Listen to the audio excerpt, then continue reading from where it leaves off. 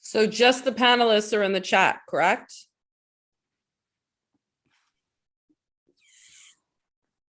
Yes. Okay, great.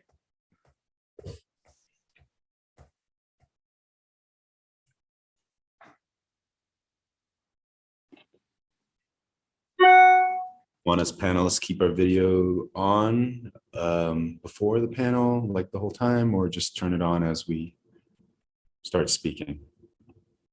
I think you can turn it off for now, and then when you're introduced, then you can turn it on. Sounds good.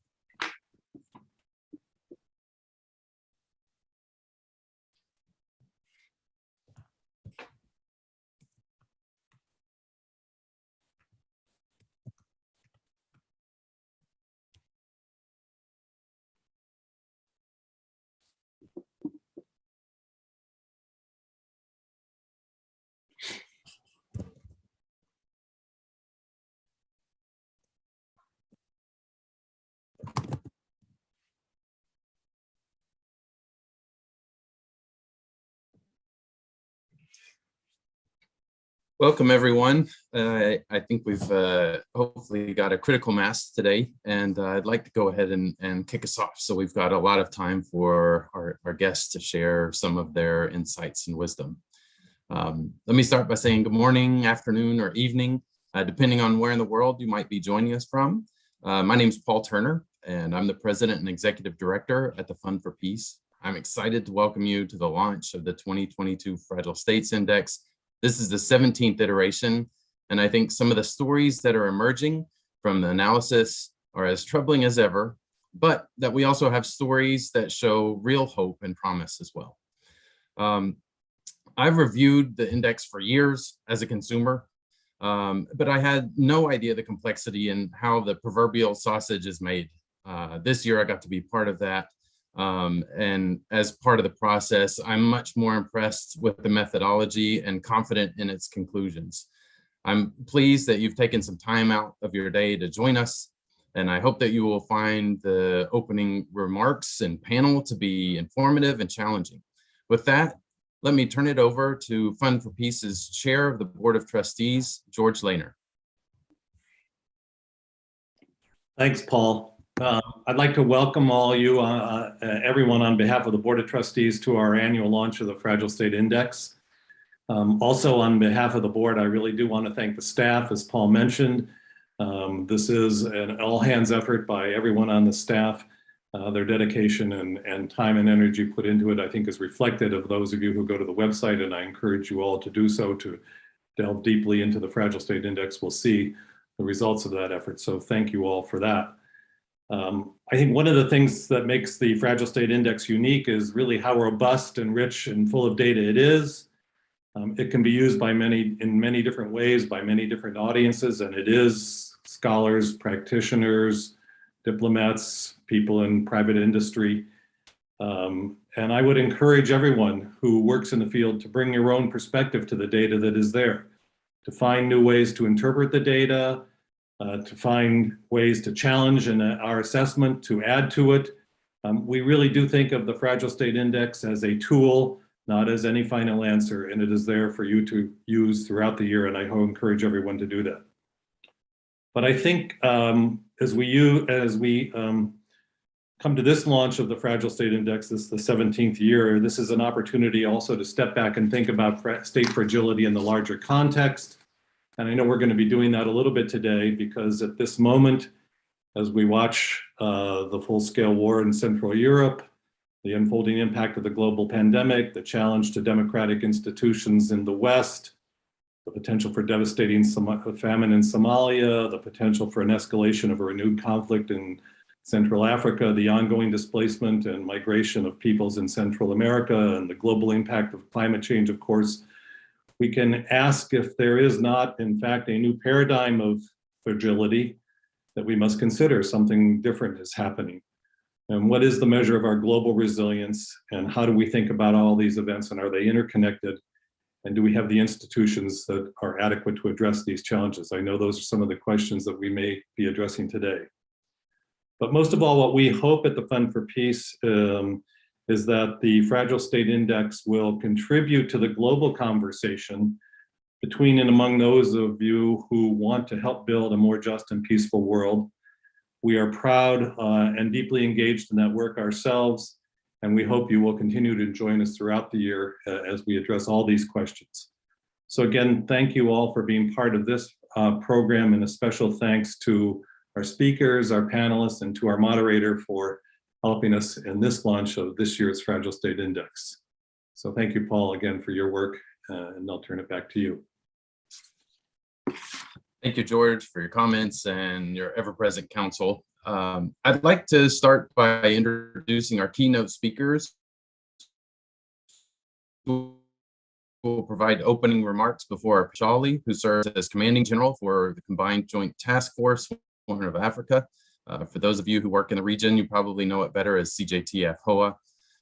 Throughout the course of her illustrious career, she is deployed around the world and worn a number of different hats, including serving as a military advisor to the Department of State's Bureau of Counterterrorism and Countering Violent Extremism, Assistant Deputy Director in the Joint Staff Strategy, Plans and Policy Directorate, the J5 for Africa, Major General Shawley's formerly served as the Commanding General, Army Reserve Aviation Command. She holds a number of awards and badges to include the Defense Superior Service Medal, the Legion of Merit Award, Bronze Star, and the Senior Aviation Badge. Following her remarks, we'll share a recorded message from Octaviano Canuto, who sends his regrets for being unable to join today.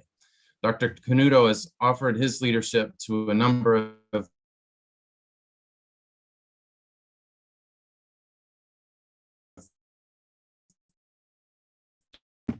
different initiatives. He began at Paulo, University of Campinas, and the Federal University of Uberlândia in Brazil. Later, he served as the State Secretary for International Affairs at the Ministry of Finance of Brazil, and followed that by eventually serving as the Executive Director of the Executive Board of Directors for both the IMF and the World Bank.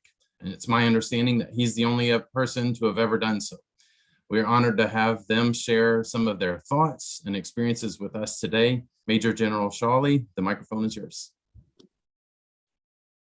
Hi, so I hope everyone can hear me. I'll assume that's a yes. So thank you, Paul. As we have a global audience, let me wish everyone a wonderful Wednesday, whatever time of day it is. I'm in Djibouti, and as usual, it's warm here. So my name's Jamie Shawley. Thanks for the introduction, Paul. I am the commander of the United States forces in the Horn of Africa and a part of the Africa Command. So I'm really honored by this opportunity to be a part of the 2022 release of the Fund for Peace's Fragile State Index.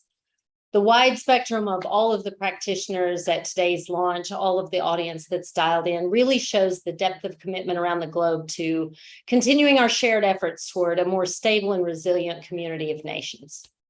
The theme for this year's release should remind all of us that even things we thought were finished can come apart at the seams. And our recent past is scattered with wars. It's now scattered with pandemics. The Fragile State Index, however, continues to play an important role in helping citizens know how their governments are performing, and in many cases, very brightly, optimistically, hopefully, in some cases, improving. So the important index that this is helps policymakers, planners, and practitioners form a shared understanding of our key geographic and topical areas that may help move nations away from the edge and toward greater resilience and stability. So first, let me thank the Fund for Peace and all of the people that are involved in the development and the refinement of this Fragile States Index over all the years. So I too, like Paul, have looked at this for many years and not been a part of the inside.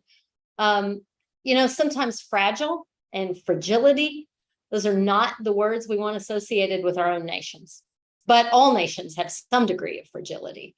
And one of the first steps towards sustaining resilience against that is knowing that none of us, as people or as nations, none of us are free from faults and vulnerabilities, frankly. So given the exhaustive research that underpins the Fragile States Index, we can't shy away from that mirror that it holds up for us, that it helps us see ourselves, and as it helps those of us working in government improve our transparency and our accountability to the people that we all serve.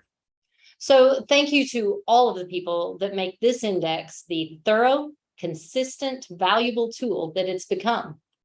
So this annual event provides us an opportunity to take a moment to reflect on how governments are handling the many and the growing pressures all around the globe. From climate change to violent extremist groups, these are all shared challenges. And we'll find better solutions when we work together. And that working together with our allies, with our partners, to build resilience and to secure the promise of prosperity and security for more people rests on our ability to have a shared understanding of the nature of conflict in the dynamics worldwide. So the Fragile States Index is exactly the tool that helps to provide us with that common shared understanding of those very multifaceted dynamics. So for the U.S. Africa Command, the Fragile States Index has helped message the importance of our United States engagement in Africa in particular, and specifically the role that Africa and African partners played in that shared concept of global security. While the red and the orange on the index's map draw all of our attention, they draw our eye. That open door lets us remind people of all the opportunities that are represented there, represented by the nations and the people of Africa, and to emphasize the critical contributions that key partners like Kenya, Morocco, Ghana, that they're playing all across the continent. The impact truly is continental and in many cases global. So since 2008, the United States whole of government approach has been our key to how AFRICOM, so United States AFRICOM Command stood up in 2008. It's really been how this command has approached all of the complex problems across Africa.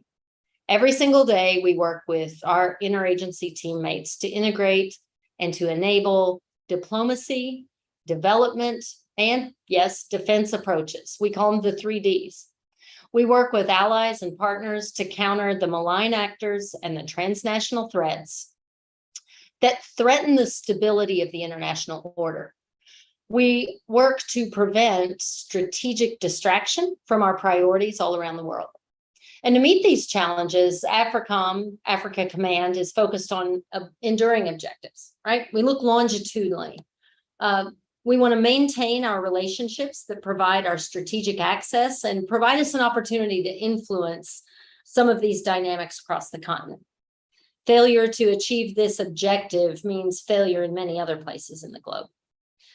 We have an objective to counter threats to our persons, to persons of democracies around the continent, to facilities, to US interests, whether those threats be from violent extremism or other malign actors.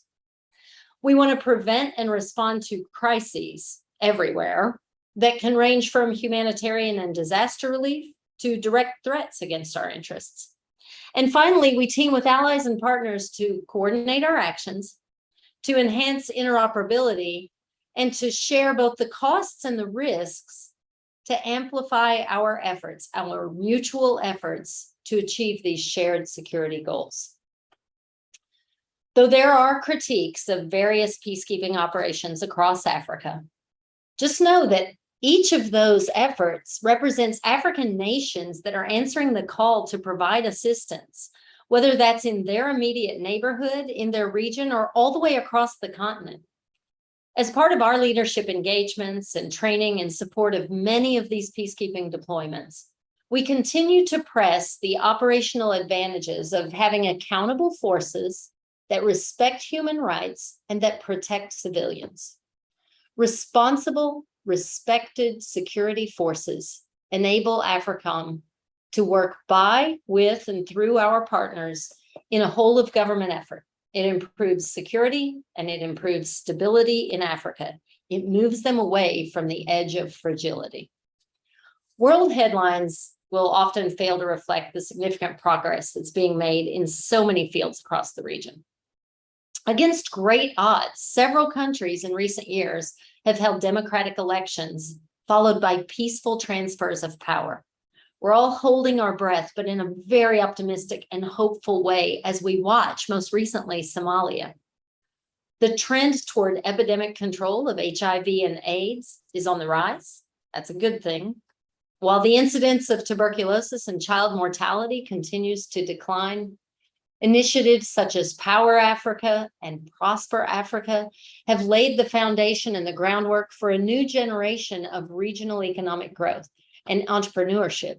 It's contributing to the gradual advance of countries from low income to middle income status. That's so important for stability. Whether we're policy advocates, whether we're policy implementers, the Fragile States Index provides us this common, consistent review of how things are moving and most often how things are progressing. Sometimes the snapshots are alarming, but across Africa, I can tell you, we see partners steadily improving and working hard to better serve their people.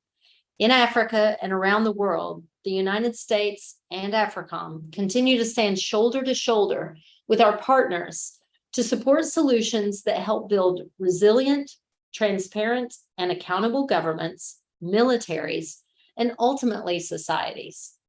So thank you again for your persistence and advocacy. Thanks for partnering with countries, with governments, with organizations. We all look forward to continuing to work together in the coming months and years for these common goals. Paul, thank you for letting me be a part of this kickoff. And thanks for doing what you do. Thanks for providing this look and this refocus. Back to you, Paul.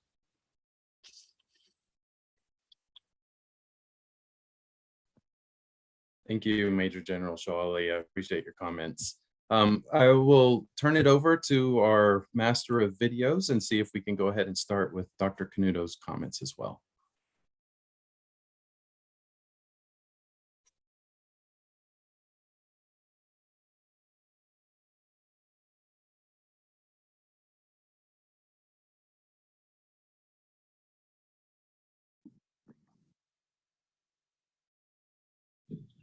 Major General Jamie C. Shawley, Commanding General for Combined Joint Task Force, Horn of Africa, U.S. Africa Command. Moderator Elise Levitt, CEO, founder of Zevi Media. Colleagues at the panel, participants.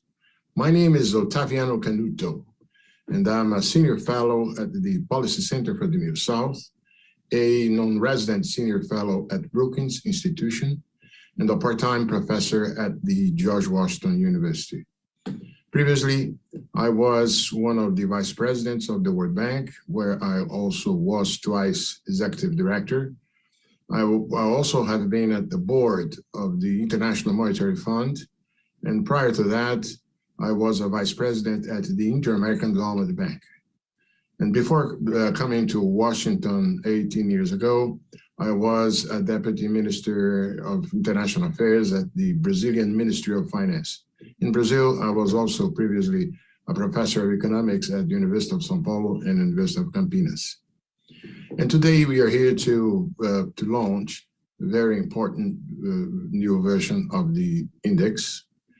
From what I know for some time, following the end of the Cold War, the Fund for Peace began to pay closer attention to fragile and conflict-affected states. Most important, while responding to the problems associated with these situations, that was clearly on its mission. But the Fund for Peace correctly notes that it would be important to develop some analytical framework to help inform the operational and strategic decisions made by practitioners and policymakers in a position to respond to the issues. So the Fund for Peace provides conflict risk assessment advisory service for a wide variety of clients, including governments, multilateral institutions like the ones that I worked on, and companies. And the fund provides tailored assessments at the regional, national, or provincial level.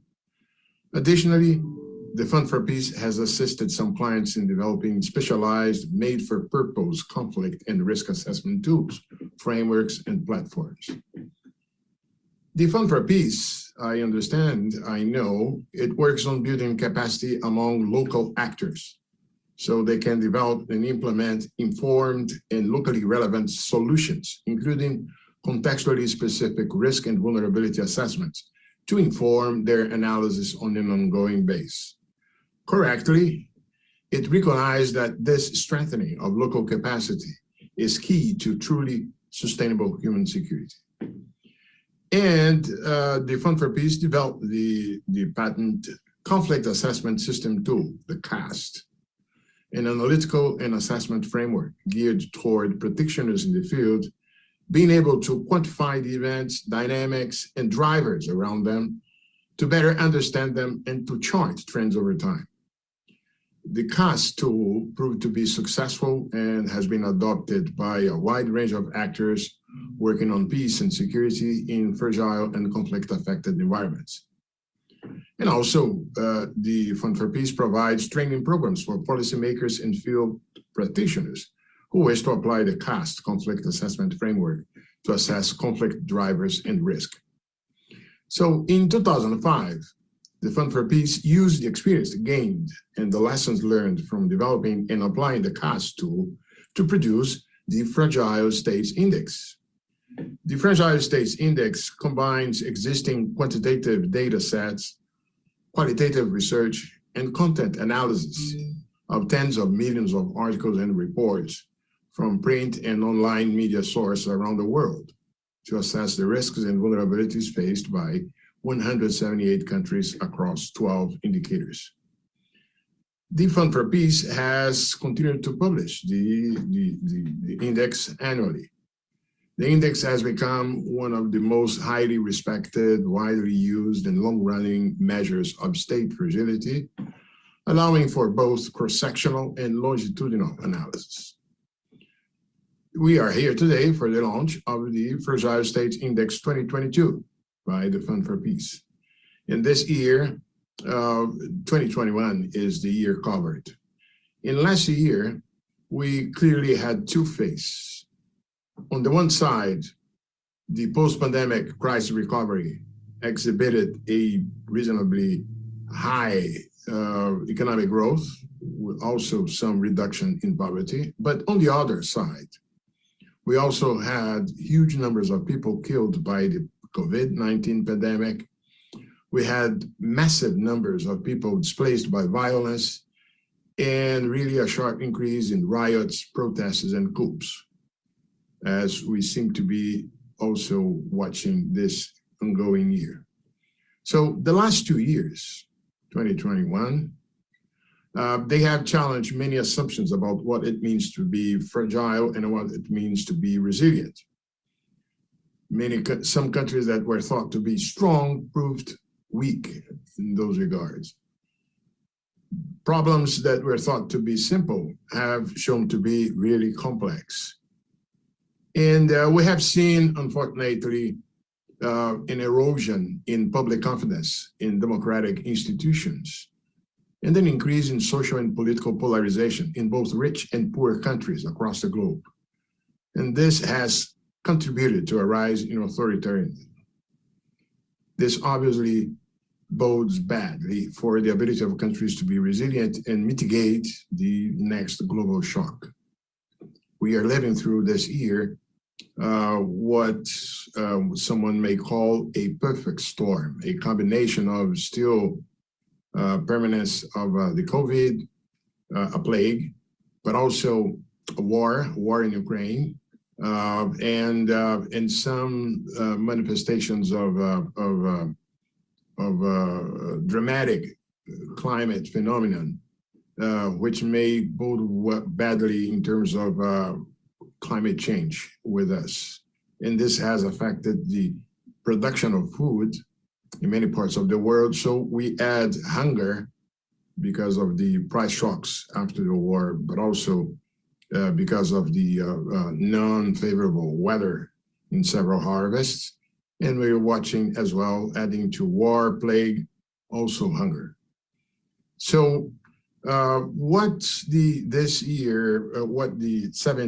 is the 17th annual version of the Fragile States Index offers, is an overview of patterns and trends in security, economic, political, and social pressures, which must be addressed if we want to better prevent, prepare, manage, and recover from crisis.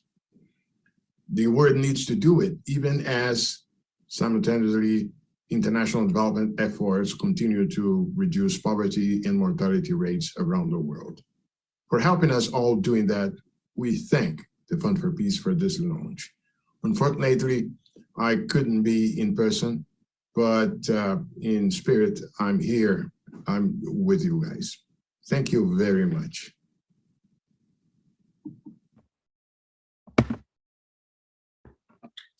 Hello, everyone. Thank you so much to the speakers. 1 second here while I get myself situated. So my name is Nate Hagan, and I'm a Vice President of Research and Innovation at the Fund for Peace. We've been doing the FSI now for the last 17 years. Coincidentally, this is also my 17th year at the Fund for Peace. So I'm really excited to be with you. Thanks so much to everyone who was here with us today. Especially, I would like to thank Daniel Woodburn, who led a Herculean effort to collect and process all the data that goes into these scores, and to John Madden, who translated all that data into interactive graphs and charts for our website.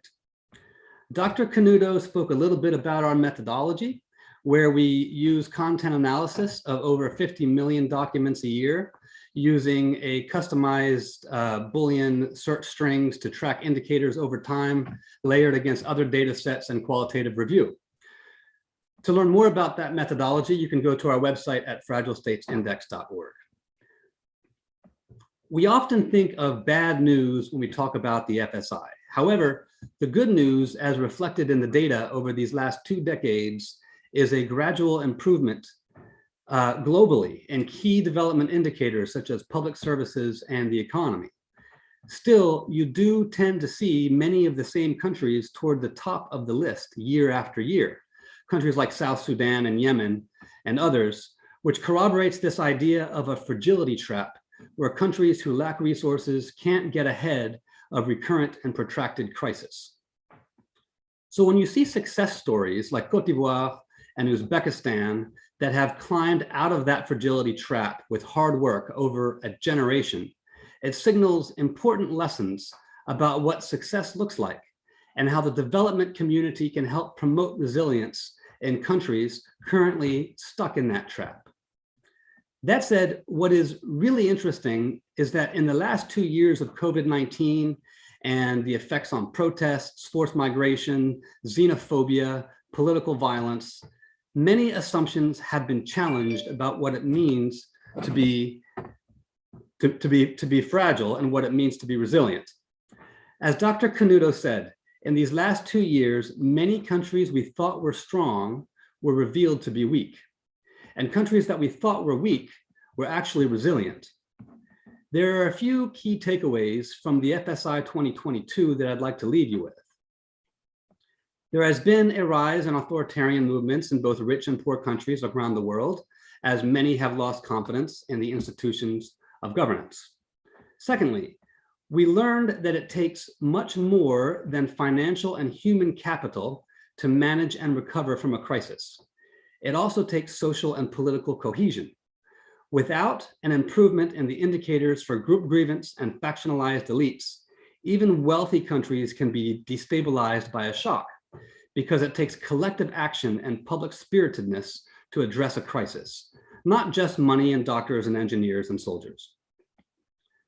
We've always stated that the United States has a clear humanitarian interest in the mitigation of fragility in countries around the world, and that we also have a national interest in the mitigation of fragility in foreign countries as well, because fragility is contagious. It can spread through pandemics, terrorism, cross-border and regional conflict, and refugee crises. But what we've learned in the last couple of years is that the vectors of fragility can start anywhere, not just in countries at the top of the Fragile States Index. And fragility can spread both ways. War in Europe can lead to food crisis in Africa, for instance. Pandemics can spread in any direction. Radicalization can spread in any direction. The US government has done a great job in putting fragility at the center of its foreign policy with the passage and implementation of the landmark Global Fragility Act. But it is important to remember that fragility is something that must be addressed everywhere, all at once, not just in the countries at the top 10 of the Fragile States Index. Looking below the surface of the ranks to the trends in specific FSI indicators and seeing which countries have performed better or worse in the last 2 years, it is clear that what is needed is a focus on social and political cohesion and inclusiveness as core to that strategy, not just security assistance and economic development, as important as those things are. The United States is not a fragile state as measured by the FSI, looking at the rank or the score, but looking at trends over time, there are reasons to be concerned. How prepared is the US to prevent, manage, and recover from the next shock? How resilient is the United States? And how might an increase in fragility in the United States affect the rest of the world? In 2021, 2 years ago, the US was the most worsened country on the index. In 2022, it was not the most worsened, but it did worsen again with increased polarization, political violence, gun violence, and pandemic deaths, bringing it to its worst score since we started measuring fragility in 2006. Looking at the other countries on the index, the countries that were the most worsened this year are Myanmar, which had a coup, Afghanistan, which of course had its violent takeover of the government, Burkina Faso, there was a rise of violent extremism, and then in 2022, there was a coup, Lebanon, a deepening economic and political crisis, Haiti with the assassination of its president. And I think Haiti is interesting because a couple of years ago, it was among the most improved. And this year, it is now among the most worsened. There were other countries on the index this year that improved. The ones that improved the most are Maldives. The economy rebounded after a recession in 2020. Cabo Verde, also the economy rebounded, and Cabo Verde has improved significantly over the last decade. Moldova, also the economy rebounded. Armenia recovered after the Nagorno-Karabakh war. Libya, of course, is still very fragile, but it had a reduction in violence and a huge economic rebound. Uzbekistan has continued its positive trajectory, which it has been on since 2006. You can read about these countries on our website, fragilestatesindex.org. I hope you do, and we really look forward to engaging with you over the coming months. Thank you so much for this opportunity to share with you these highlights from the Fragile States Index. I will try to turn it over to Paul. I know Paul's been having some internet trouble. Let me know, Paul, if I should introduce Elise, or if you can take it from here. I'll try on my phone and see if this works. Thank you, Nate, for your framing and the enthusiasm that pushes us to always keep learning. Participants, I'd like to introduce Elise Levitt, who will serve as our moderator of the panel discussion. You may recognize Elise as the former global affairs correspondent with CNN, but she's moved on to bigger and better things, serving as the founder and CEO of Zivi Media, which is a digital community where people can go to discuss today's extraordinary global issues. In addition to that role, she serves as an adjunct professor at American University and a columnist at Foreign Policy and Politico. Elise, thank you for your willingness to moderate this august group of individuals. I'm excited to see what is uncovered in the discussion. I've been asked to pass along sincere apologies from Yeni Wahid and Miriam Tadros, as one was pulled away on an urgent work matter and the other fell ill today, and neither are able to join our conversation. With that, Elise, let me turn this on over to you. Thanks. Thanks very much, Paul. And thanks to everybody for watching, and thanks to the Fund for Peace. I'm thrilled to be here to talk about this extraordinary index, which I think is more important than ever, as we've been talking about with so many upheavals around the world. What are the indicators of a state's fragility and their resilience? And I think that's what we'll do today, which is use that report as a jumping off point to talk about some of the trends in fragility and resilience, and how we can use the index as a tool and data as a tool for moving forward. We really have an all-star panel to talk about this. Former Ambassador to Ukraine, Ambassador John Hurst of the Atlantic Council, Dr. Francis Brown of the Carnegie Endowment for Peace, ISA, CA, SAS Analytics, Dr. Juan Carlos Sainz Borgo, Dean of the University for Peace, and Ose Frimpong Bafor of the African Union Liaison Office of the West African Network for Peace Building. Thanks to my panelists for joining us. I'm going to ask each one of you to take a kind of big picture look at some of the ways that fragility and resilience is taking shape in your areas of expertise, and why some states are faring better than others. I think obviously we had COVID in 2020, but the aftershocks of COVID, the continued effects of the pandemic, and also the war in Ukraine is affecting the fragility of other countries who, were already on the cusp.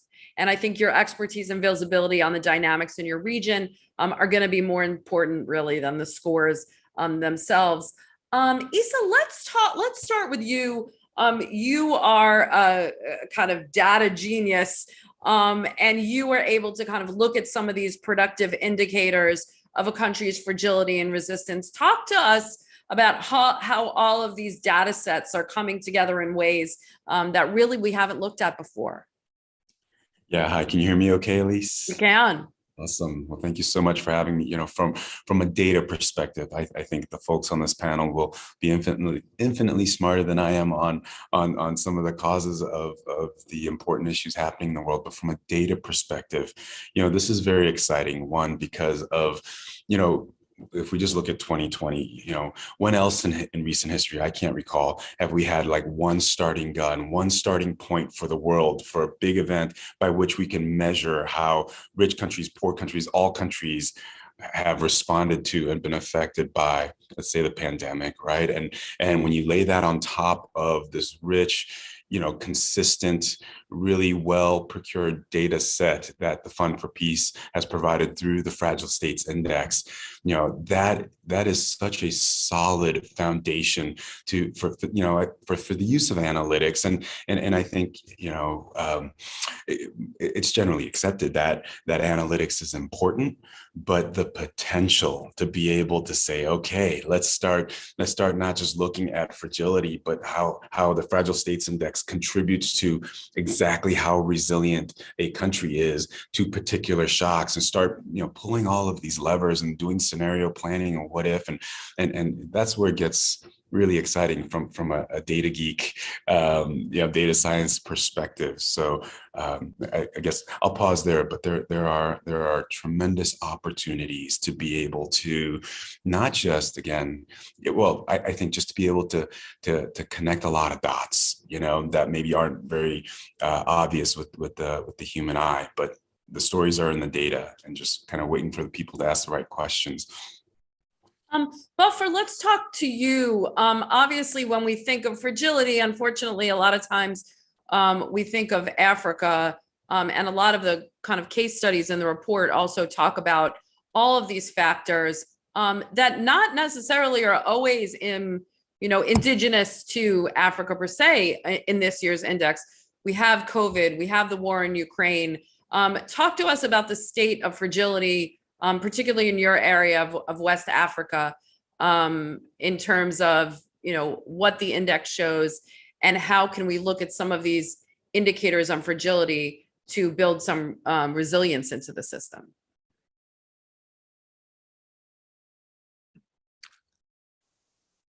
Yeah, hello. Thank you very much, Elise, for the invitation to join the discussion. Hello? Yes, we hear you.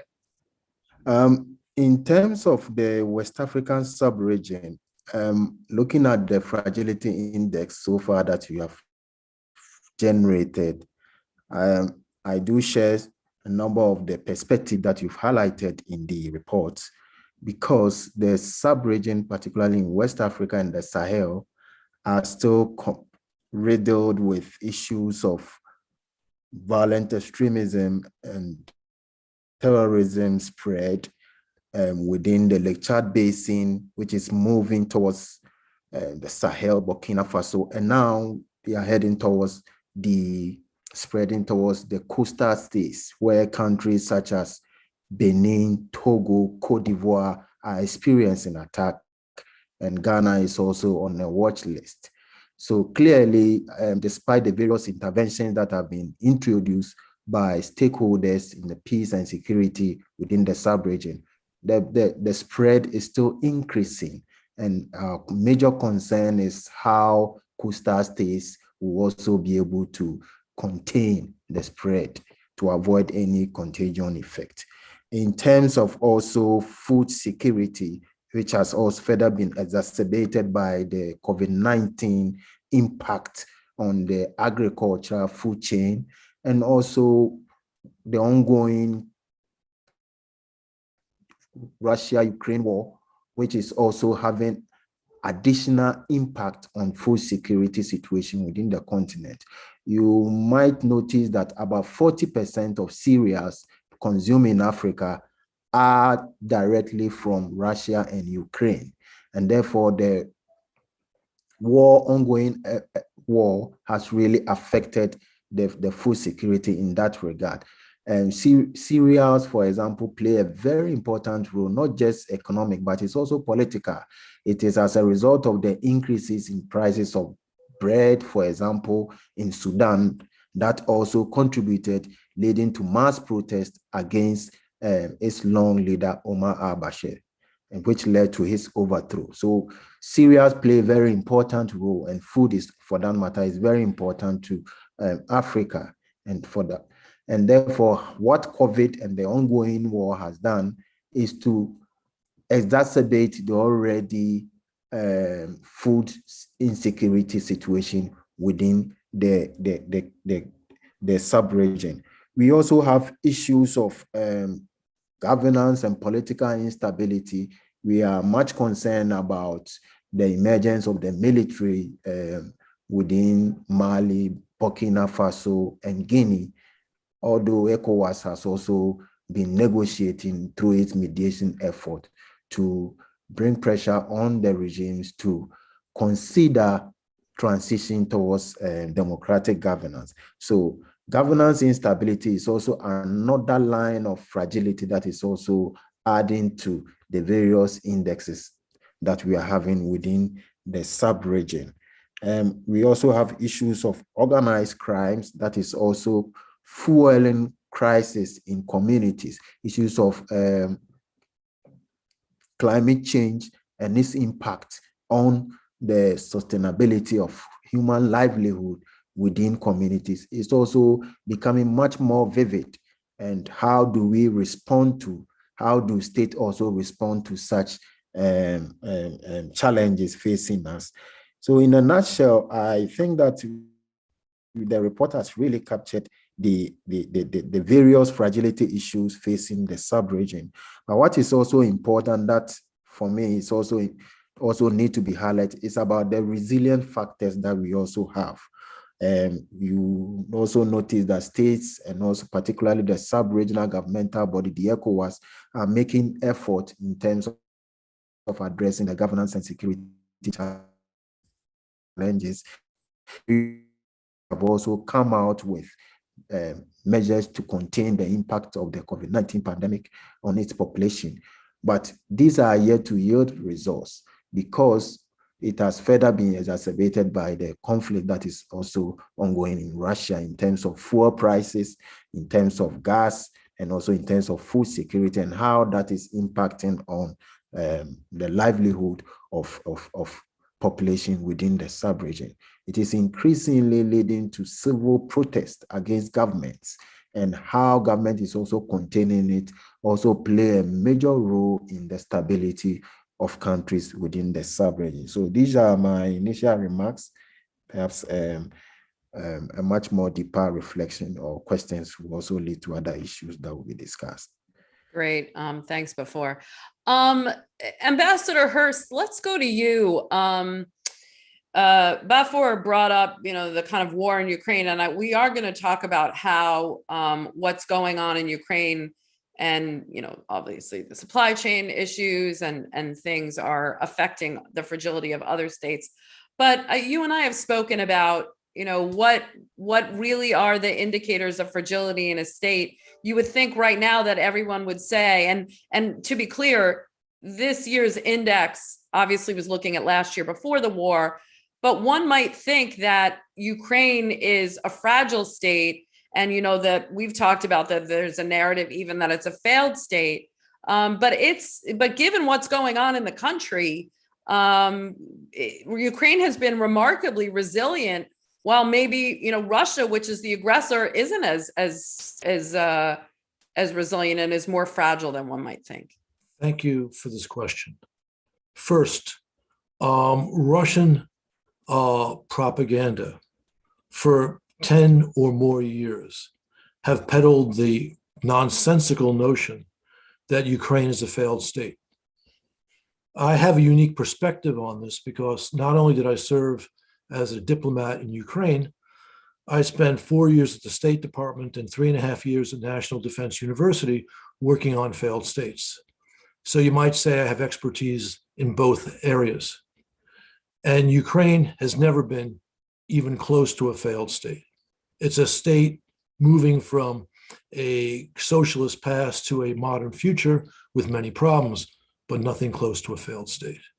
Now, it is true, and anyone who's familiar with failed states knows that war can create failed states.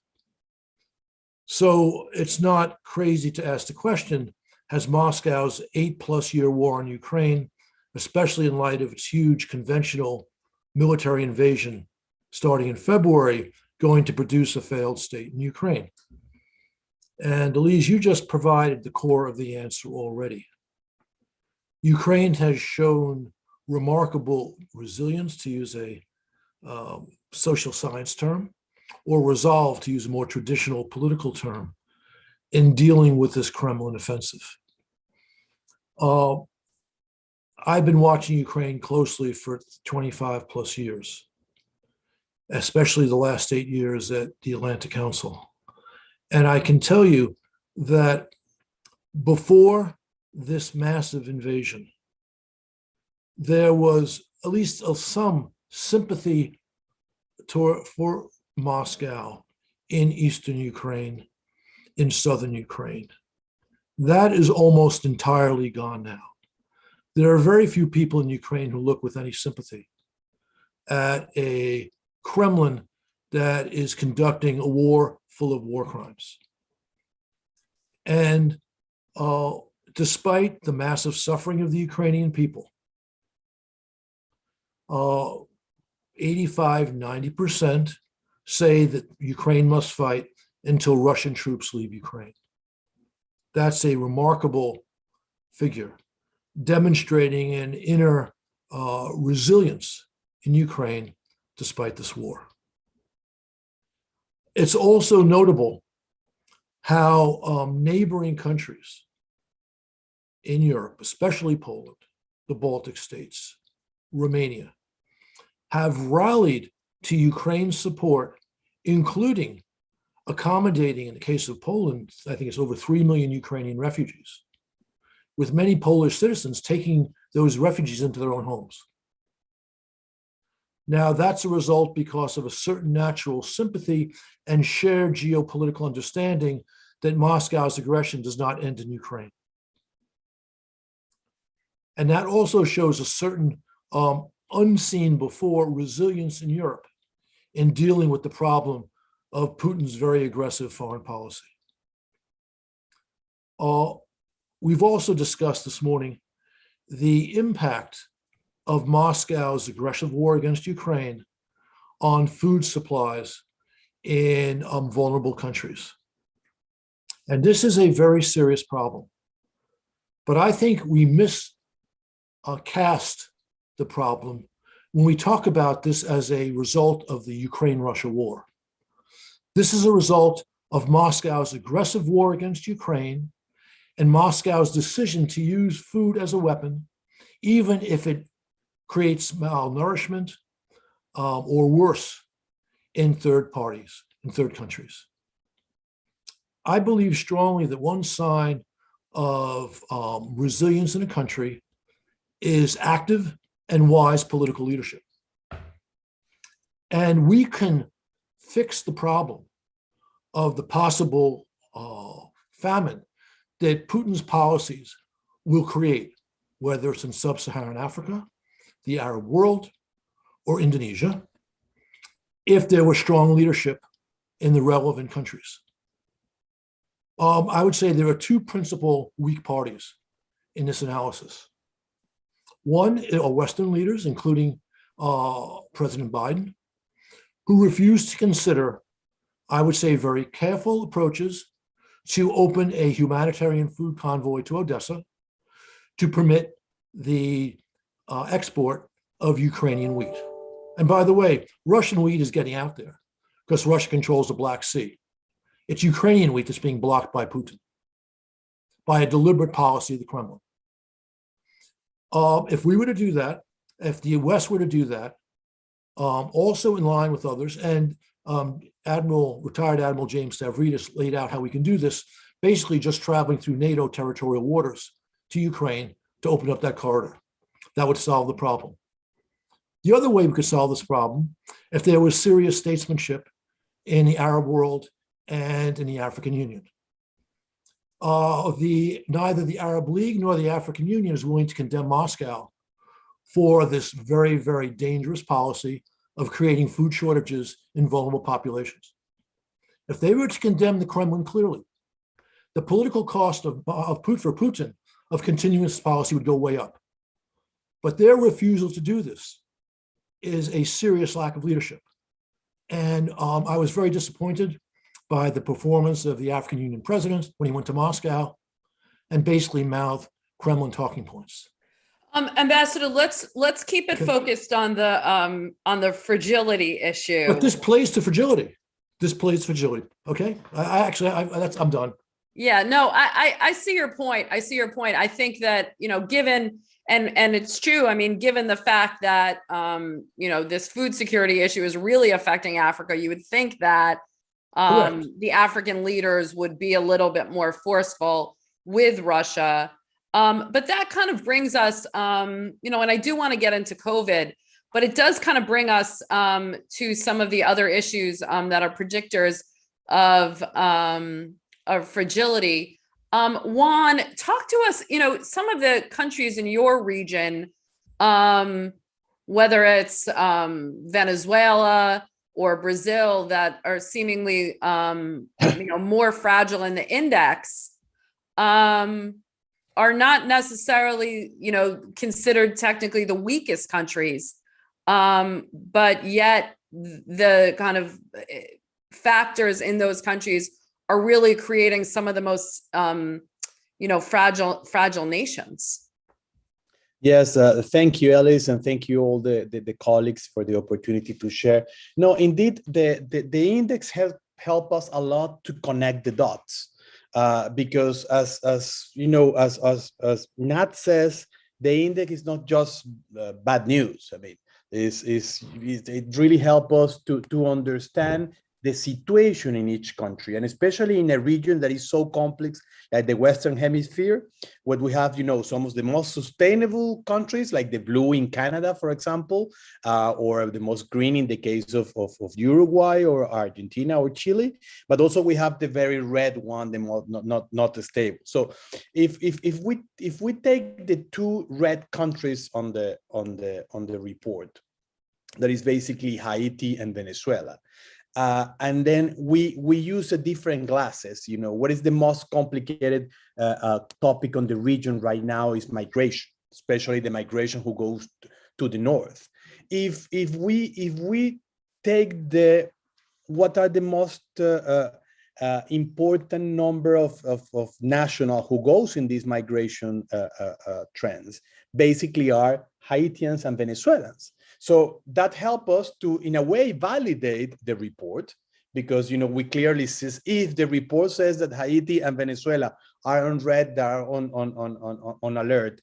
And then we also connect that are the two most popular nationalities on the report, can clearly see that we need to use this report to learn how to tackle, how to deal with some of the problems that this fragility, these problems on the government are creating from a regional point of view. You, Elise, asked about countries like Brazil as one of the worrying countries. Remember that were reported from last year, and the latest evolution, as we all talking about the war in Ukraine, for example, is not reported on the index right now, because the index basically take last year. But indeed, I think it's a good material for another question. That will be my first intervention. Thank you, Alice. Thanks, Juan. Francis, let's go over to you. You also served as the director for fragile states on the NSC staff at the White House. So let's just kind of set the scene in terms of how these kind of indexes and these indicators could be useful to the Biden administration or any U.S. government, and what challenges the U.S. faces in trying to harness the insights of this index into its foreign policy agenda, especially, because there's so much triage being done, whether it's on the war, whether it's in COVID, how much of a priority this is, but also should be in mitigating fragility globally, given all the other priorities and emergencies they're facing. Thanks, Elise, and it's a real pleasure to be here. And I think you're asking the exact right question, which is, with this globe full of challenges and problems, how can the Biden administration or any US administration really leverage the findings from an important index like this and actually turn it into useful policy?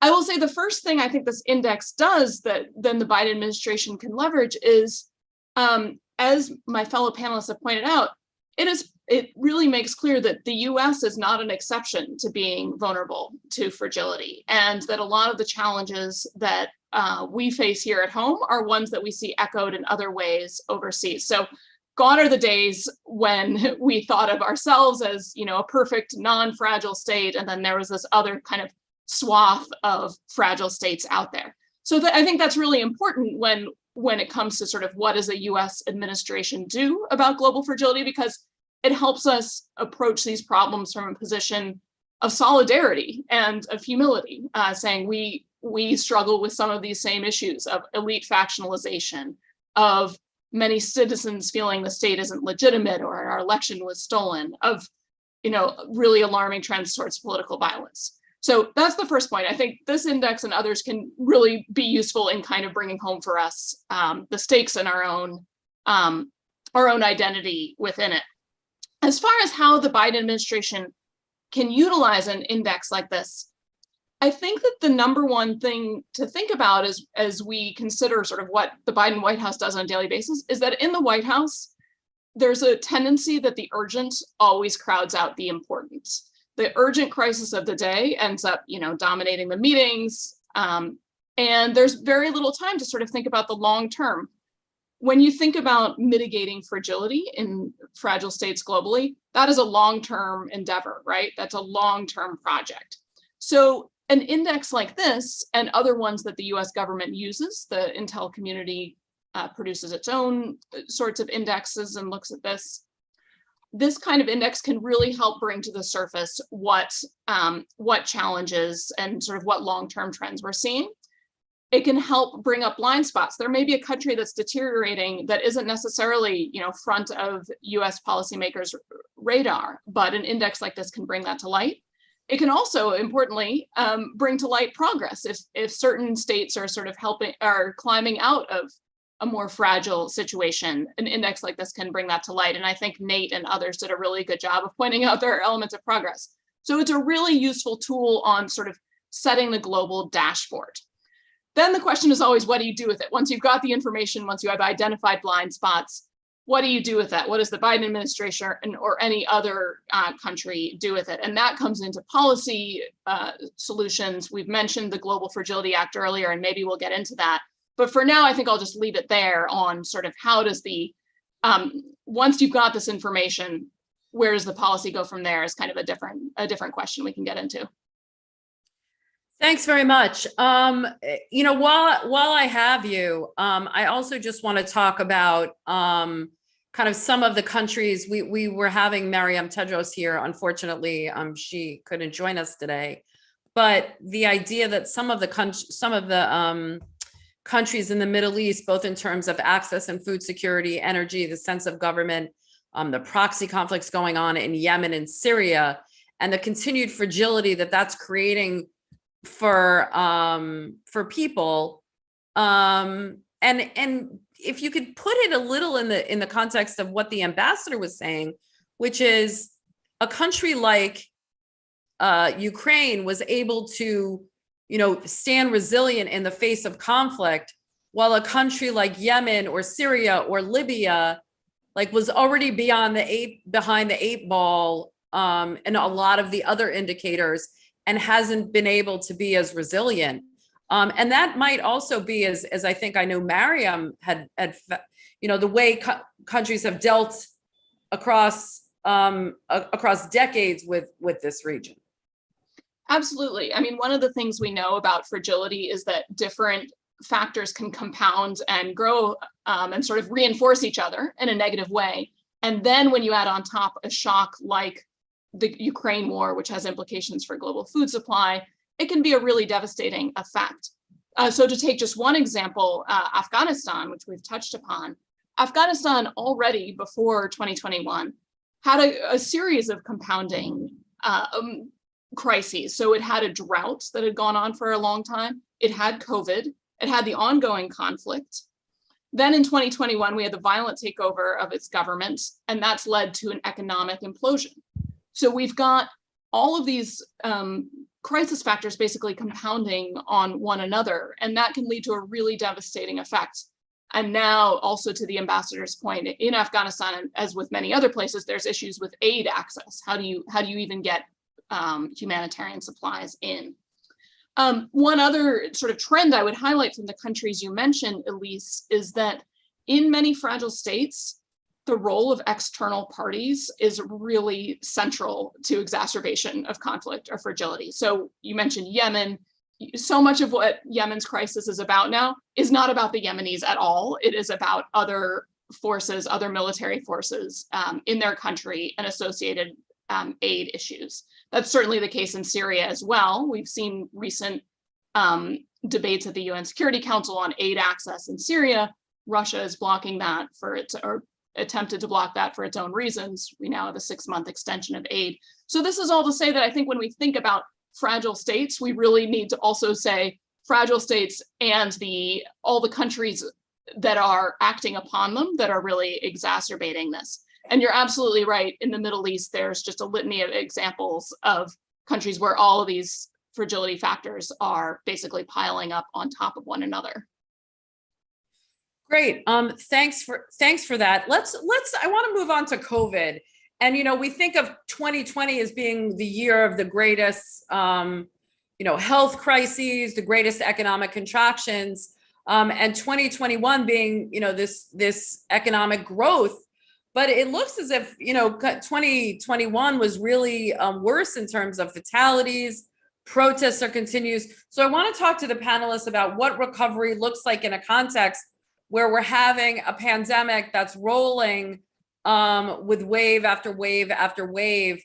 Baffer, let's start with you in terms of, I know you touched upon COVID, but, I think maybe the kind of aftershocks of COVID and the instability, whether it's food security and supply chains or, water or migration, that's really, this kind of double whammy in terms of a state's fragility.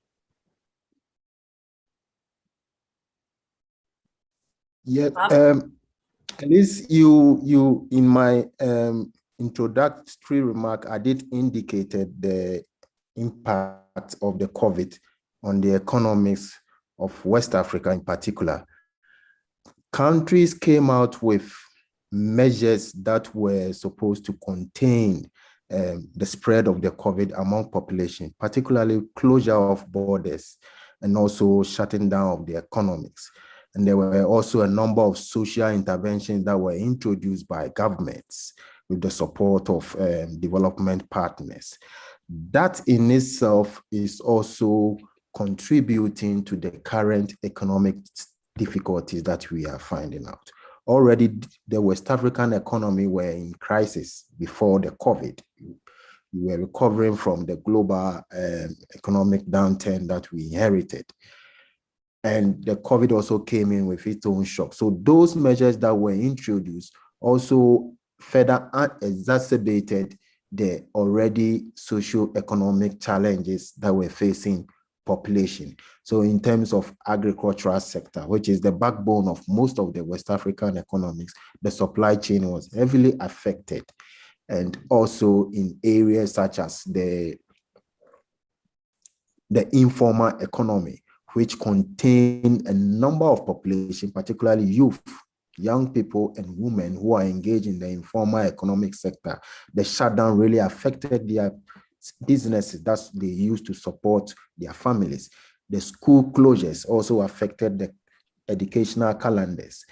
And I must also highlighted that it was during this time that we were organizing elections, most of the countries, a number of the countries, Ghana, Burkina Faso, Benin, Guinea, Cote d'Ivoire, Togo, they organized elections around that time. But it is also important for me to underscore the fact that the COVID has not only affected or did not only lead to negative impact alone, it also led to innovations, particularly how we organize elections using technology to organize elections in the midst of pandemic, using technology to organize educational lessons in the midst of pandemic, in the health sector, using technology to also manage some of the health care deliverables. The major challenge was the kind of infrastructural deficit that exists within most West African states, where there is a huge gap between development within the rural sector areas and the urban areas. So most of the measures that were introduced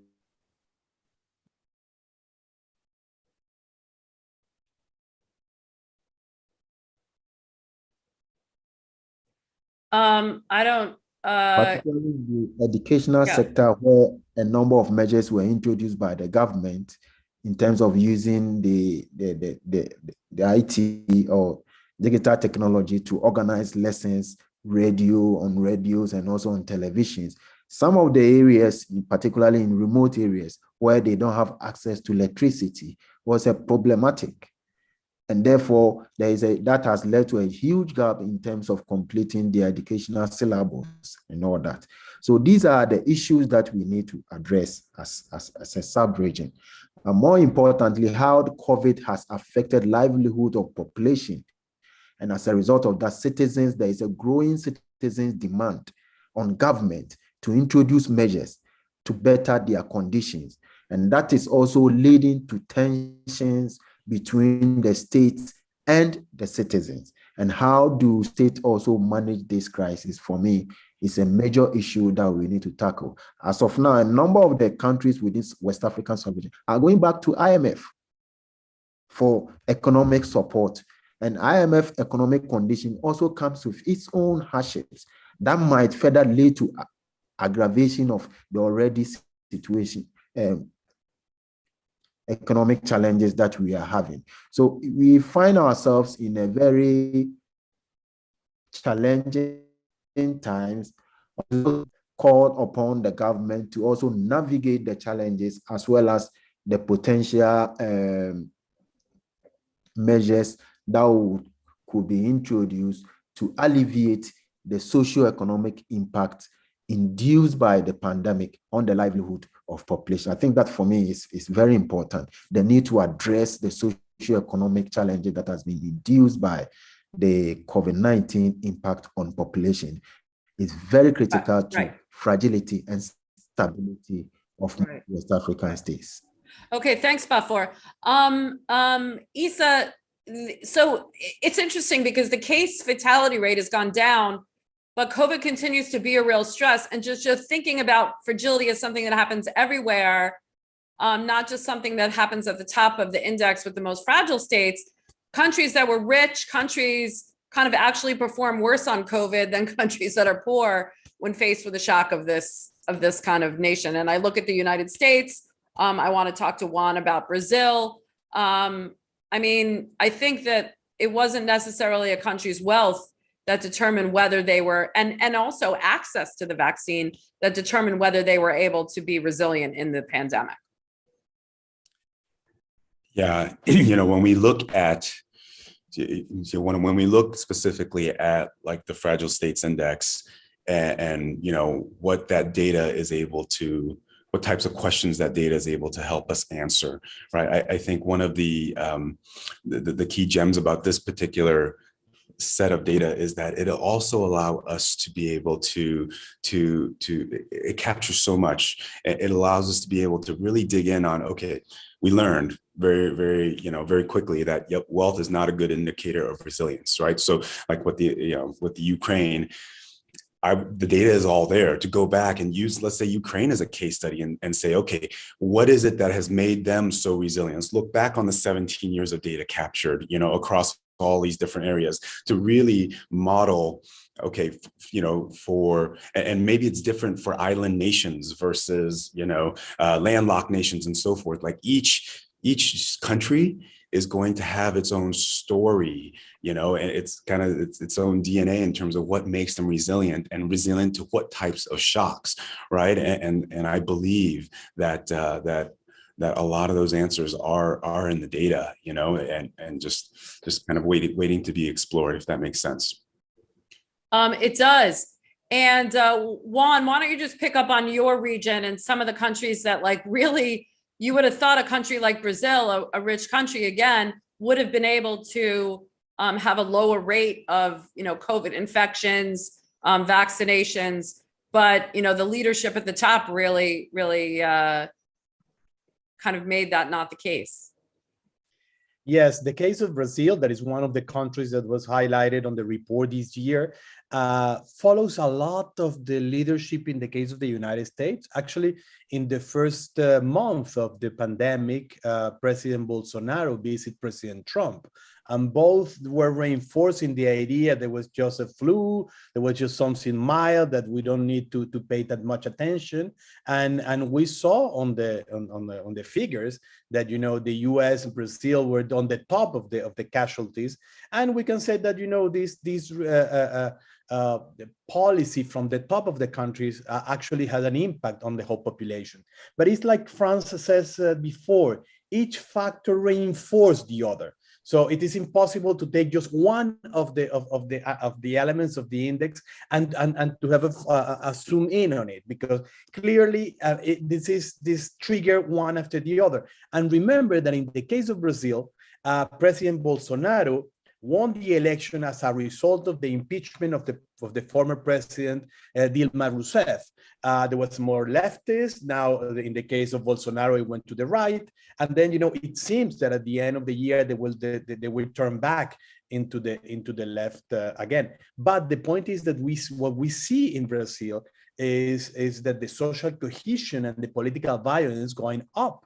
I mean, just last week, we saw a political assassination in Brazil that is something completely new in the history of Brazil. So is this element, when we see Brazil here, the report with the distraught and fragmentation, I think it's pretty true, because it's just raising the alarms to see that it's a country that, even though it has all the political, all the economic potential to grow more and more and more, the lack of social cohesion, the lack of a national project is really creating this sense of fragility that we can see on the report. Thank you. Yeah, Francis, I mean, this is so interesting that, kind of COVID compounded things. Countries that are higher on the index in terms of, having worse scores didn't have that same gradual worsening of cohesion, which is such a dangerous scenario. And I also want to talk to the ambassador about this, about how it exacerbated the socioeconomic challenge facing populations. And you wouldn't think that, countries that these are indicators of weak countries where necessarily they would be considered strong by any other index. Yeah, you're absolutely right. I mean, COVID brought up a lot of, I think, unforeseen weaknesses in countries. And for me, one of the most interesting trends coming out of COVID and thinking about it in terms of state fragility is that COVID wasn't necessarily better dealt with by democracies than it was by autocracies. It also is not the case that autocracies were better at dealing with COVID than democracies were. It really didn't break down along lines of democracy versus autocracy.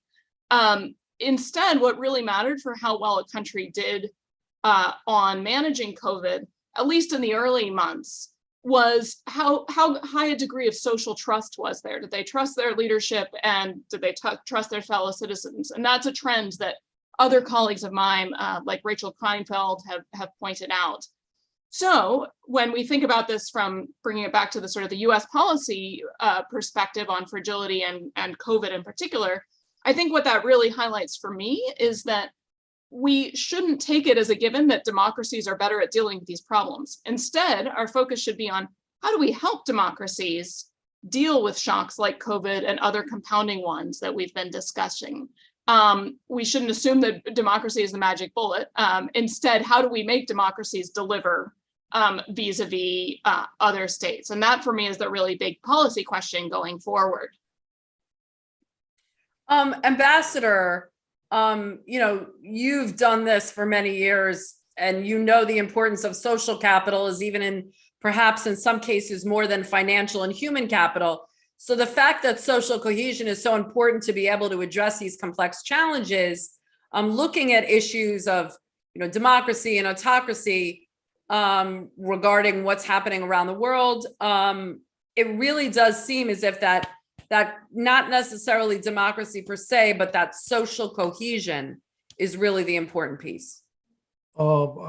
Social cohesion is always important in any circumstance. I'm not going to make the claim that democracies have done better than autocracies in dealing with COVID, but democracies do have a natural advantage in dealing with any national crisis, which is that the ability of dissonant voices to speak up and to point to problems makes it harder for a government to maintain a bad policy over time. And I think that relates to COVID as well. But I agree with you completely, Elise, regarding social cohesion and trust. Trust in authorities, if authorities are pursuing the right policy, of course, is very important. However, trust in authorities when they're heading down the wrong road is not obviously an advantage. Issa, talk to us about the importance of this social cohesion, the political and social capital. The idea that in some of these countries, and I would say the United States is a perfect example, cohesion scores and just the idea of like social unity have been worsening year after year. And when you see these certain indicators, the data is worsening over a long period of time. And that's a real warning sign, even if like here in the United States, for instance, we have an improving economy. Yeah, as I was listening to the ambassador talk, it made me think like, it would be, again, from the data standpoint, I'd love to be able to layer, there are other trust indexes out there and surveys, right? Other data sources on social cohesion, and just layer that on top of the Fund for Peace Fragile States Index to really break down and really kind of do that dissection of, okay, what is it? What are the predictive indicators for social cohesion, or some of the problems and successes that we have had here in the United States, and compare that to countries that have fared well and then countries that have not fared as well, in terms of, and again, I think what we'll find is that each country will have their own story a little bit, like the predictive indicator for social cohesion, right? In the United States could be very different than say like Ireland, or other countries that we might think are very similar and would respond similarly. But in other projects we've done with the UN, we have found that predictive indicators in like in unemployment, for example, were very different, right? Does that make sense? Yeah, of course. And Francis, if you think about fragility as this ability to withstand a shock, even this non-fragile countries are revealing itself in United States, United Kingdom had worsening scores, and even Saudi Arabia, which one would consider a very wealthy country, is on the warning level of the index. So if a shock hits, we're seeing, we don't have it in us to manage these kind of global shocks, and it cascades into all these other problems. And we're seeing this down. It's really a warning. Absolutely. Yeah. And I think looking across the board at those countries that you've highlighted, so rich countries like the US and the UK and less economically well-off countries, one of the biggest sort of alarm factors that I see in my work is corruption.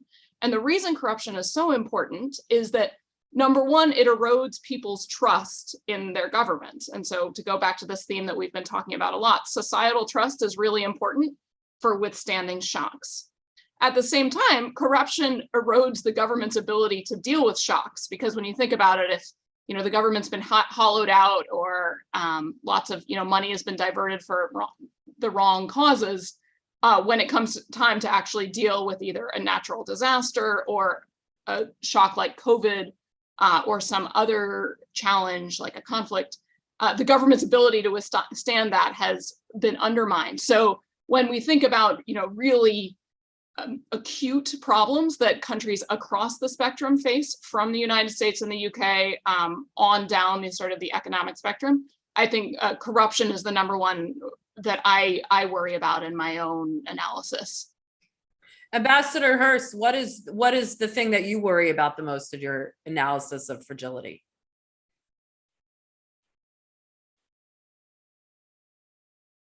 Sorry, I had to unmute. When you mentioned fragility in this sense, I think less of what I'm working on right now, meaning Eurasia, and more of what I was doing back in SCRS and at NDU. Right. Yeah.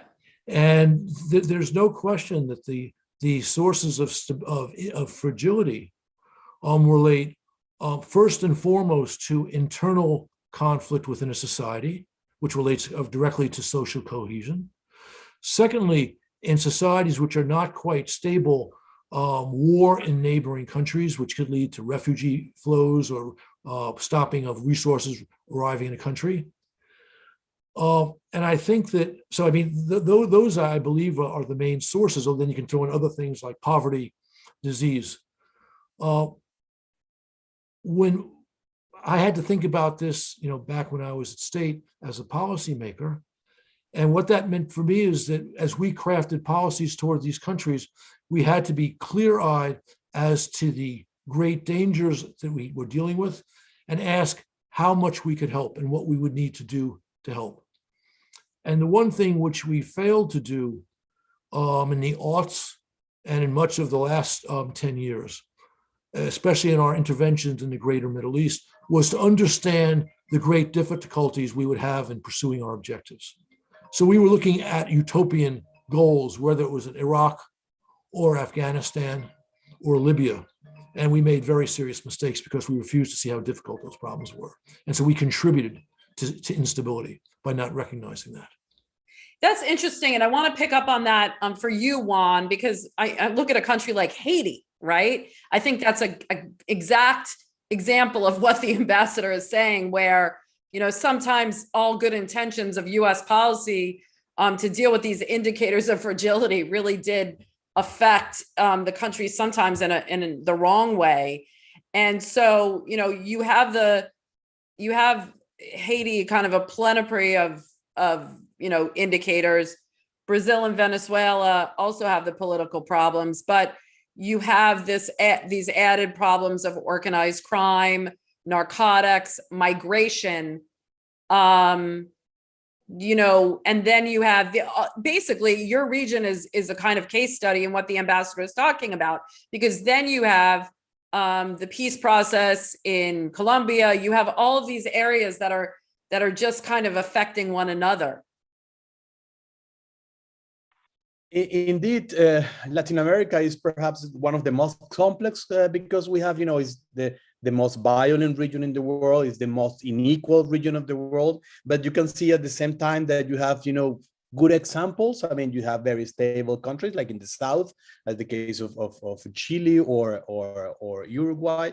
But I was, was thinking about what Ambassador John Hess says about the utopian view, and then when you mentioned Haiti was an example. I mean, the international community has invested a lot in Haiti for decades, trying to stabilize the country. And as the index showed, until the last year, it was been improving, slowly improving. However, the element of corruption and organized crime that we can take, narco traffic, narcotics, et cetera, had really, go targeting the country. And as an example of the assassination of the president, that even though it was related with internal issues inside the government and the country, the shadow of the narcotics over the country is there.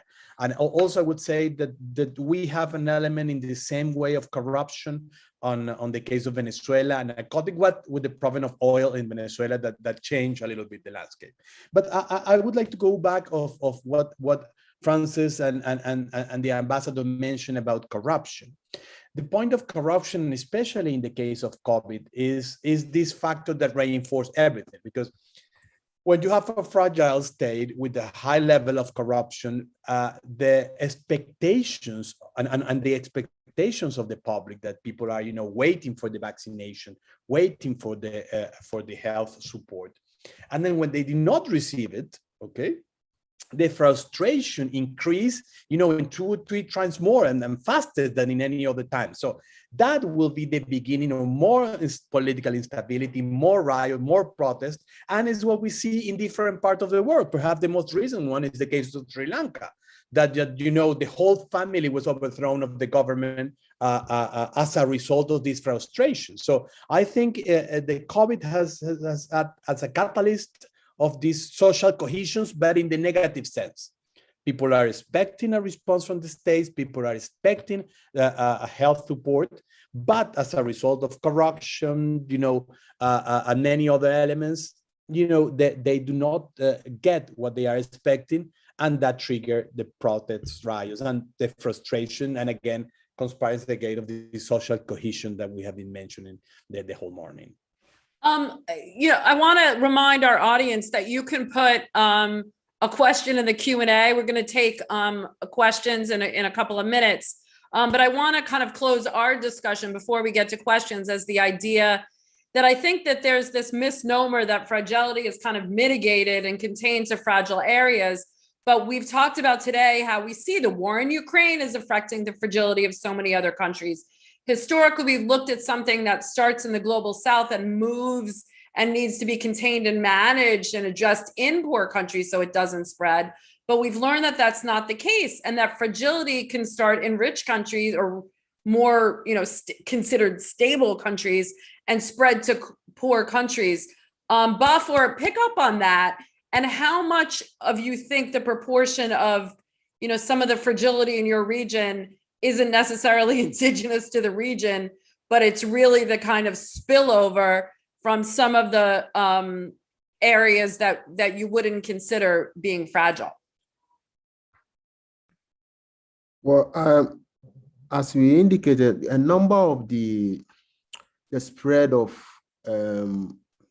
terrorism and violent extremism issues are not necessarily, while some are within the domestic political or governance scene, there are others also that are also emanating from the external factors in Afghanistan, in Syria, and also how the breakup of Gaddafi regime in Libya has also affected the security situation in Sahel, and how that is also impacting on the other countries within the coastal states.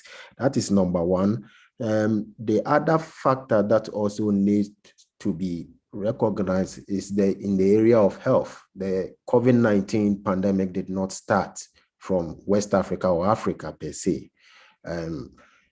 Yet it has spread across the world, and we are feeling the impact.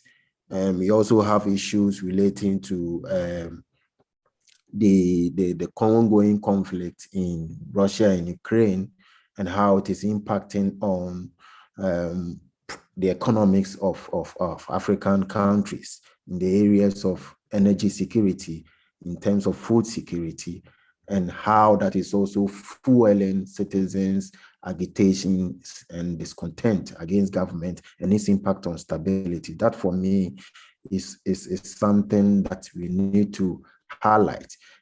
The other key issue is also how instability within some countries, particularly in Burkina Faso, the growing security deterioration in Burkina Faso is increasingly affecting other countries that were not known to have terrorist issues.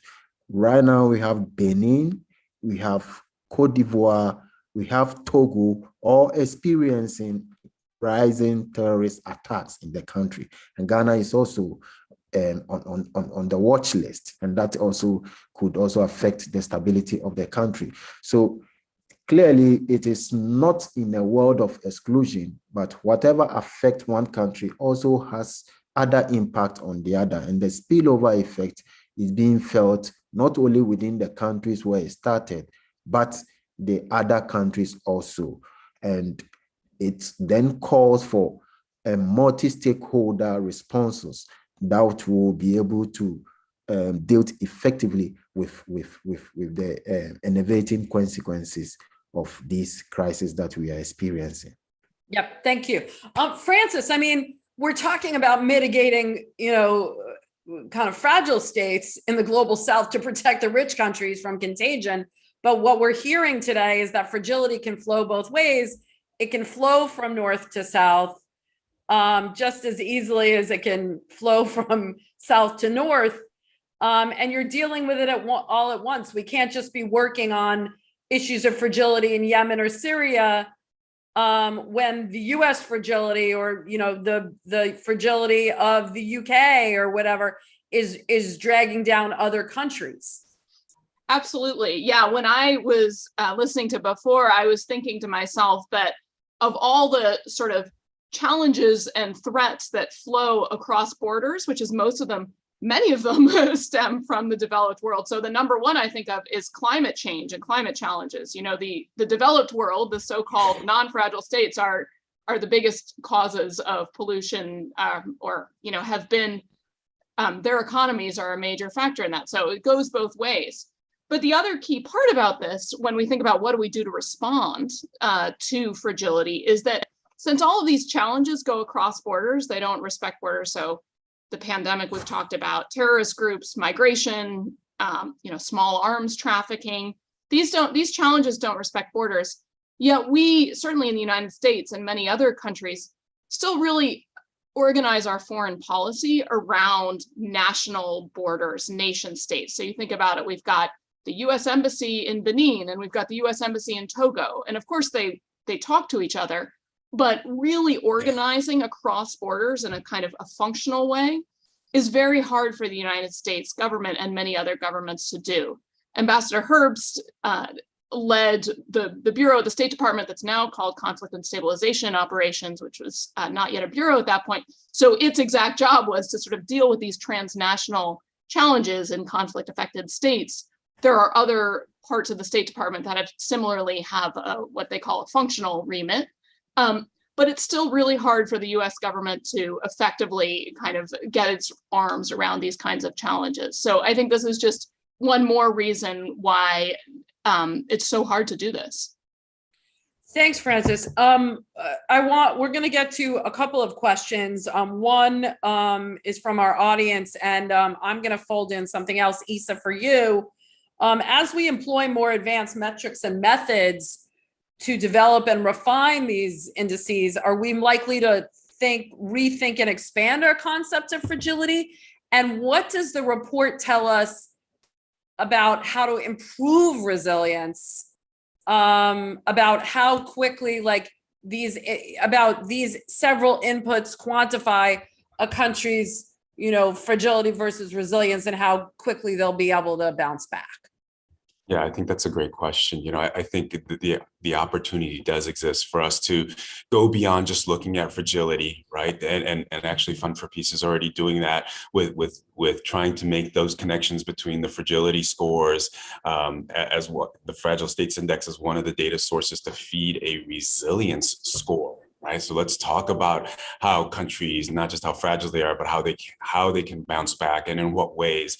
So, from different types of shocks, because not all shocks are created equal and responses can differ. And so the ability to be able to simulate and predict, I think there's a huge opportunity for us there. And then even as we were just talking about how fragility knows no borders, I think the data is there and the analytic capabilities are there, and it's probably been done in certain circles to be able to look and be specific about saying, hey, here's the country that I'm most interested in. Who am I most vulnerable to from so which country am I most tied to? Right, most strongly correlated with. So if something, of all the countries in the world that can have that can be fragile to a certain thing, right? Which are the countries I got to really keep an eye on because they affect me much more than another country. And so I think there's a lot of opportunity to look at things differently there. And also, Isa, to Francis's point, we just can't be working on one issue of fragility we need to be looking at all these indicators because each one is kind of affecting the other. Yeah, and one of the big trends in the analytics world and in the international development world too is that you can't just look at, like you said, one shock, one type of shock, right? Or one area. Or one area, that's right, because everything's related. And this is in my world what they call like systems analysis, right? And like we saw with COVID, it wasn't just a health issue, right? It also affected supply chains and financial markets. And so being able to, we have the ability, it's hard work, but we have the ability to be able to model that. And once we model that, we can start pulling levers and trying to do a lot of simulations to better prepare, better recover, right? And better mitigate against some of these risks. And I want to let everybody know that ISA and the Fund for Peace are working on a resilience index, and we'll be talking about that later in the year. Quick question for you, Juan, from the audience. Mexico's dropped 14 places on the index. What is that? What's going on there, and what does that tell you about Mexico's fragility versus resilience balance? I think it's the two elements that we have been discussing the whole event: social cohesion and corruption. I mean, both of them. I mean, the leftist government headed by López Obrador really can contribute to this disaggregation on the social cohesion. I mean, you have more division, less unity about the model of development on Mexico that impacts, everything. And on the other side, even though the great efforts of the government fighting against corruption, creating new police forces, national guards, etc., the situation around narco traffic and corruption is growing immensely. So I think that could be two of the elements that can explain the numbers in the case of Mexico. Nate, I want to talk to you. We have a question from our audience. Can we bring Nate in? How are the scores totaled for, isn't it an interesting question? How are the scores totaled for countries like North Korea, where it's challenging to figure out what's happening inside the country? How do you assess those trends? Very, very good question. And I think that the strength of the methodology is that it takes into account the weaknesses of each individual data stream. So content analysis can measure some things, but not other things. The pre-existing data is available like from World Bank and IMF and UNHCR and World Food Program. Those types of data sources are useful for measuring certain things and not other things. They're useful for measuring some countries more than they are at measuring other countries, because you'll see that there are gaps sometimes in that data. And then qualitative data is good for ground truthing the quantitative data as derived from the triangulation of those other sources. So North Korea is a particularly challenging case. We once did a pretty deep analysis of North Korea specifically on a project, and we did find that that content analysis, was useful for certain things, but you don't get as much internal insight into the dynamics within the country on North Korea using content analysis than you would about another country, for instance, that had a more robust kind of media infrastructure within the country.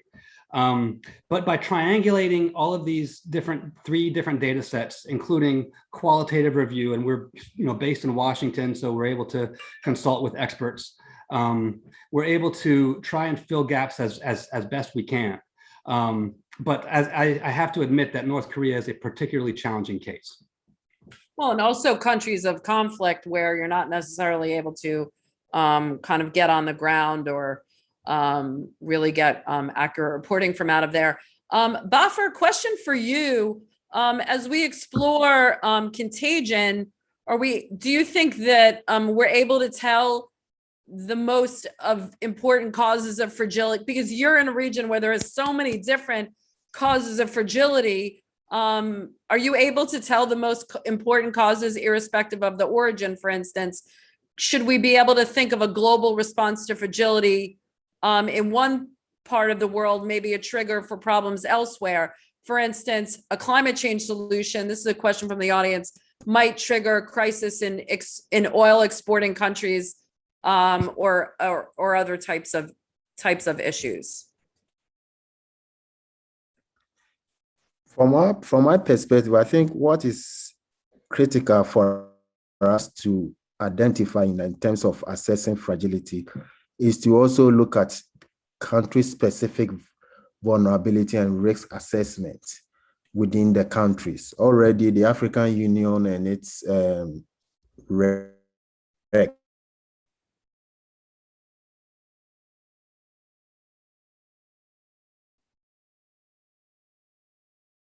Are we losing him? Okay, let's move on.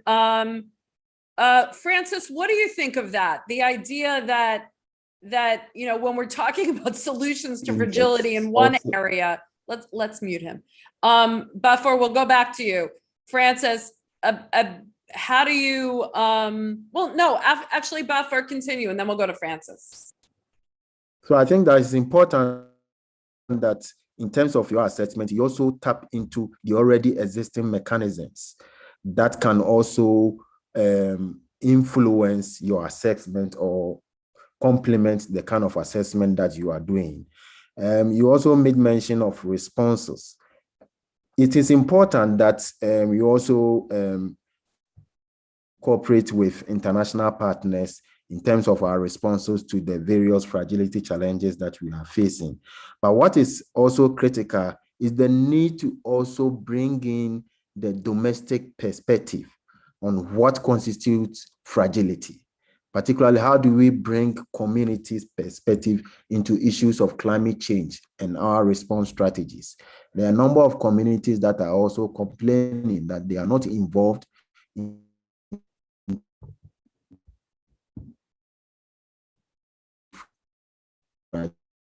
so okay, Baffour, you're cutting off a little bit. I'm going to move on a little bit. Francis, pick up on this idea of as we're kind of coming to an end. Hello. Yeah, thanks, Baffour. We're going to move on to Francis now.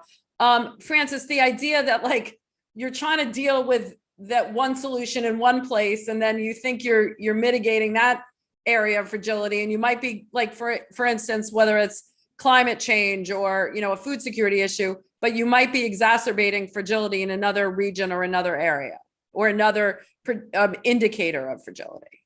How do policymakers grapple with that? This is absolutely the challenge, and we don't have the luxury of having, country A where there's exclusively the climate shock issue and country B where there's exclusively the conflict issue. Like we've been saying, they're often compounding. So as a policy solution, as a policy response, one thing that the Global Fragility Act tries to get at from the US side is bringing together all those different factors. The idea that we need a much more holistic, whole of government response to fragility globally. This is not the first US policy initiative that has recognized that, but the Global Fragility Act is really trying to change the way the US does business on exactly this issue you highlight, Elise, of all these interconnected challenges. It is early days on the implementation of this act, and so we've just learned, and this is in the index report, we just learned the countries that are going to be focused upon in this act. So it's early days to actually assess how that's doing, but just to say that the US government recognizes the challenge of this and is trying to adjust accordingly. Ambassador, here's a question from the audience. Where do we see current inflation crises impacting countries, and will it impact developing countries more or less?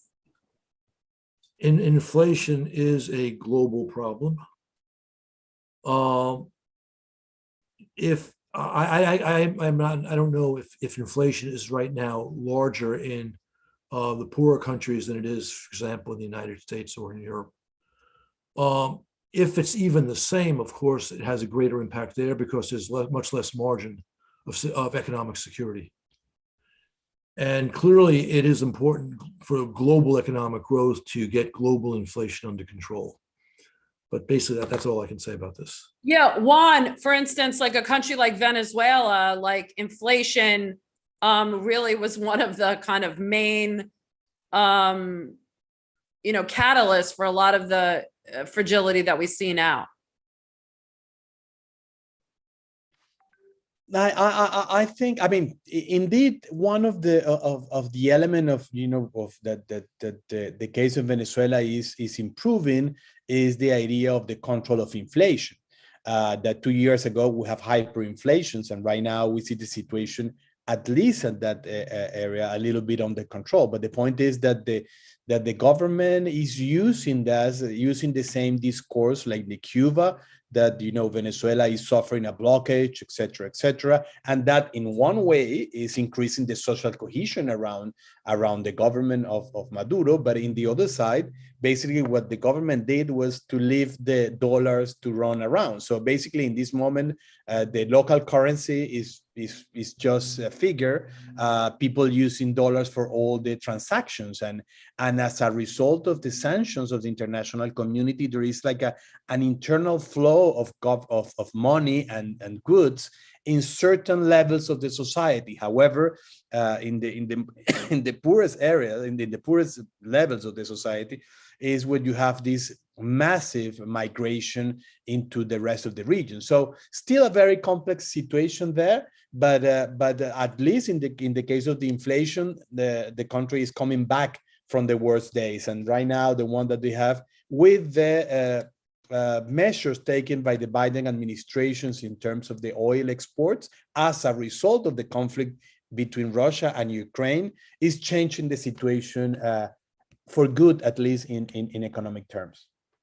Isa, there's been some modeling about a looming recession. What are the numbers that it could be really severe? What does that tell you? I might have to defer. I'm not involved in the modeling in terms of the recession and the impacts there. So I don't know that I have anything quality to add to that. That's fine. That's fine. All right. Look, I think we're gonna. Unfortunately, the time really flew by.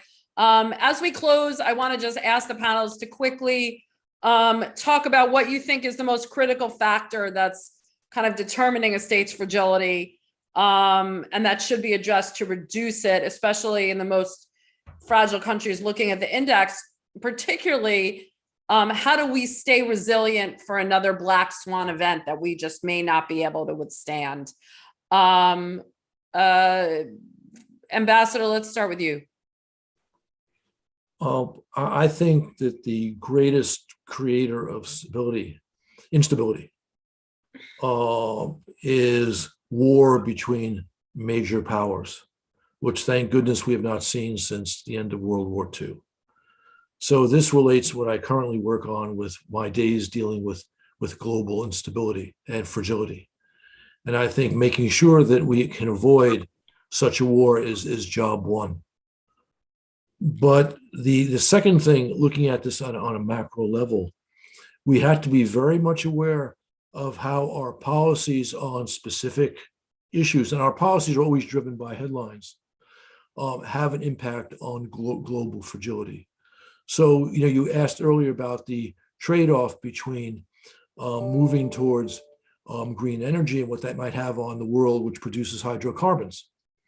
And we need to make sure that when we're moving in a specific direction, for example, towards sustainable energy resources, which will not impact the planet, we have to make sure we are not creating instability in parts of the world where they are dependent upon dirtier energy. Thanks, Ambassador. Bafar, over to you. From my view, I think that within our sub-region, what is important in terms of issues regarding fragility is the conflict and instability, as well as governance fault lines, and how instability has contributed to refugee flow, internal migration, affecting also food security issues within the sub-region. Then also governance fault lines such as corruption, mismanagement of the economy, and lack of inclusivity of population in the governance systems across the sub-region is critical issues that underline our stability.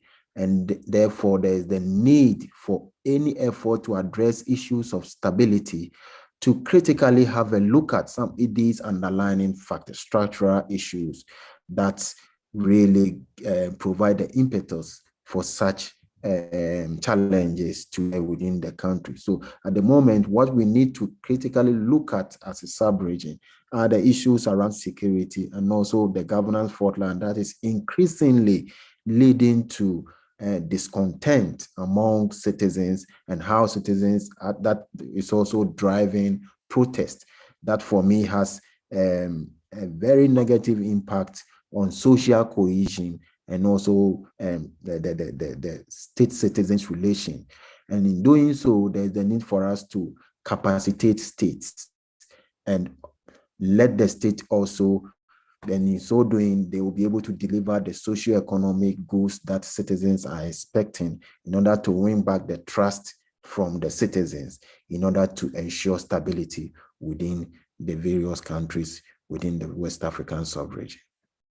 Thanks, Buffer. Juan, your region, as we said, is kind of a, a test case, really a case study for all of these areas of fragility. What's the most important indicator to you to look for in terms of building resilience? I think